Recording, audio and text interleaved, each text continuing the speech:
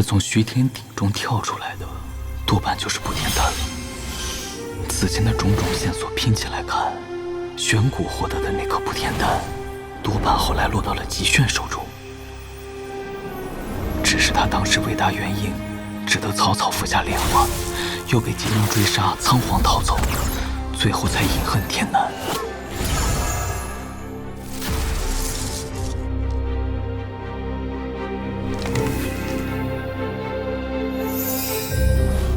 看来这虚天鼎还真是与我有缘啊，不远万里也要送到我这里。不行，不能这么想，太冒失了。